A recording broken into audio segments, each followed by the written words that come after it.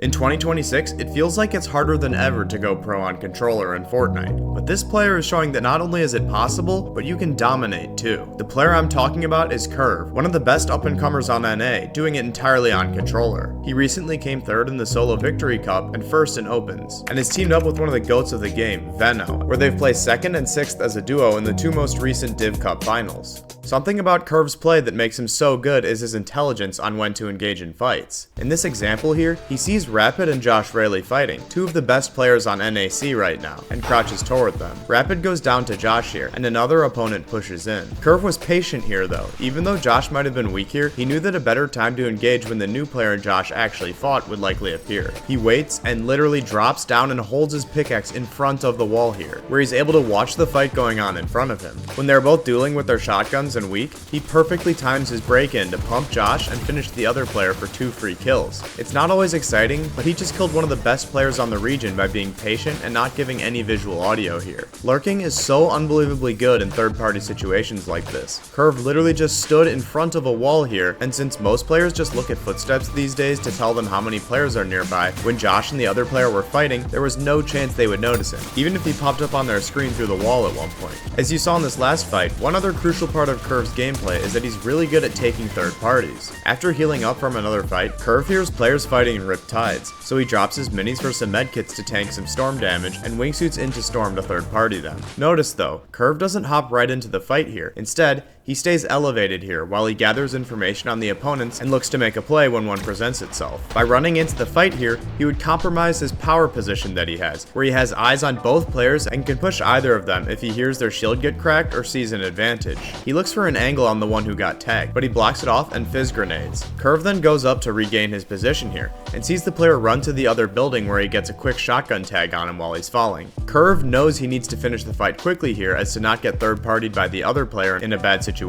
So Curve slides into the building, takes the Conan wall, opens his wall into the opponent's wall here, and when the opponent opens for counter damage, Curve places a cone and edits it upward, allowing him to reposition to counter the opponent's peek while blocking a shot, before resetting his cone and pumping the opponent with a quick pullout time of the iron pump, knowing any trade would be in his favor here since he had the health advantage. Curve's positioning in this third party allowed him to get the kill here, and in off-spawn fights especially, he uses his positioning to create an advantage for himself. In this off-spawn situation here, Curve gets his first kill by landing on a chest outside of Battlewood and lasering someone with the MK. This is some nice tech to know for off-spawns. With how often players are getting beamed out of the air dropping in, it can be smart to land early on a high elevation chest near the POI to be safe yourself and look for free picks. He does see another player who he tags for 17. Curve taps the fizz and runs over to the building, and since this is kind of an isolated spot at Battlewood, Curve has sightlines on if the opponent tries to leave. He grabs his first kill Siphon builds for a mat advantage, and knows he will have to run left here to shoot the opponent through the window, which would give the opponent the right hand. Here, he fizz jumps to the other side of the building to look through the window, and surprises the opponent when he ramp flips here. Curve pressures from a distance here, knowing that the opponent is weak, and the only way he could die here is from a big pump shot, which isn't as doable from that distance. Curve then looks to fizz to get his shield up since the opponent was able to get a medkit off, and the opponent is narrowly able to get into the other building here when Curve drops down. Curve tries to break into the other building, pieces the tile, and walks up to the door, and notice how he instantly swings left here to make the angle tough for the opponent and create a right hand for himself, then swings back to hit a tag after the opponent shoots. Curve pushes to the other side of the opponent now, and in a low mat situation like this, you aren't looking to aggressively piece the opponent. Rather, you want to play around the few builds that the opponent has. Curve lands in front of the wall, but swings hard right here, cutting off the opponent's angle and creating a right hand for himself here if the opponent opens the other wall. This baits the opponent to open the wall here, where Curve then swings back when the opponent resets the wall, knowing it's low HP, and one-shots it with his shotgun and takes the stair at the same time. He edits for an easy shot, and then he opens up fully to finish the fight with the health advantage. Here's another quick example of Curve's killer instinct for smart third parties. Here he sees an opponent and quickly sprays him, and the opponent starts getting shot at by another player. This allows Curve to crack his shield here, and he stops shooting at the opponent while he approaches, shifting the opponent's attention to the other player here. This allows Curve to spray and slide into the opponent's box here, and just spray him for a kill. It's important not to overcomplicate fights by going for piece control and a heavy advantage like this. Here's one more quick example of Curve not overcomplicating a kill, where Curve waits in the blimp across the map. Curve is playing very patient here and waits for the opponent to look away, then instantly jumps on his head, only giving him visual audio at the very last second, and barrel stuffs him, giving the opponent no chance to protect himself, as Curve was able to put himself in a position in his box where no piece would be able to block the shot. Killing good players is often not about having better piece control than them or faster mechanics. A lot of times, it's about making the smarter play and creating advantages for yourself. That being said though, Curve obviously is no slouch from a mechanics perspective. To start this fight, Curve wingsuits in towards his opponent here, and ramps up on top of the opponent and places a stair on top of him.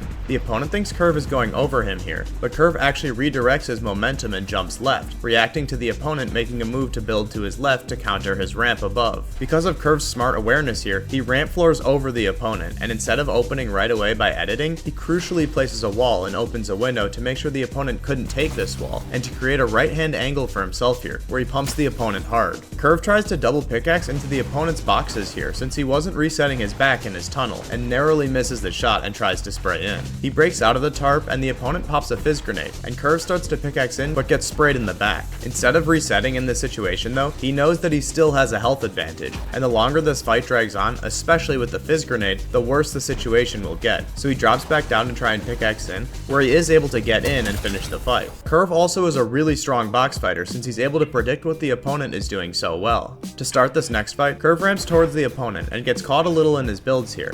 He resets though and pressures from above where he takes the opponent's tops and starts hitting the floor on the opponent's other box. Curve is very clever here though, as he doesn't look to pressure the opponent's wall here, as he sees the opponent has opened up his brick wall, potentially looking for a shot. So he instantly pre-fires after breaking the floor for a tag, and then builds a wall to cover himself. Curve one hits the brick wall, and takes all of the cones that the opponent should have taken when he reboxes here. Curve then double hits the floor here not just to take the floor, but to also take the opponent's sidewall here, as this cuts off an option for him even if he can't take the floor necessarily. Curve makes a read that the opponent would retreat into his old boxes here, reacting to Curve taking his front wall here, so he goes back to his old angle, but the opponent does make the smart play of boxing in the opposite direction. Curve continues to pressure and places a stair, and slides and swings his pickaxe once to set up for a pre-fire in one quick motion, not leaving himself open to the opponent. Curve is moving left here also, so when the opponent makes a peanut butter edit, there is essentially no way for him to make a safe peek, where Curve instantly pre-fires to hit the opponent hard. Curve then drops back down and looks for this really tight angle here where he hugs the wall and one hits the opponent's freshly reset wall, and takes the middle wall in the opponent's 2x1 that the opponent should have already taken in the fight. Guys, make sure you take the middle wall in your 2x1. I can't tell you how many clips I've analyzed of pros taking advantage of this. It's so easy, you just need to place a wall and edit it. And the opponent narrowly gets out. They both build up and Curve takes height, and he notices the opponent didn't place his back wall in his box here, where he edit courses down and takes the wall before simply spraying the stair and replacing it to set up for the kill here. At this point, it's really starting to look like Curve is the best controller player on NAC right now, and I'm excited to see him qualify for LAN this year, as even if Venno and him split, his duo options are looking really good now. If you're also interested in the current best controller player in the world and how he dropped 30 kills on over 100 ping,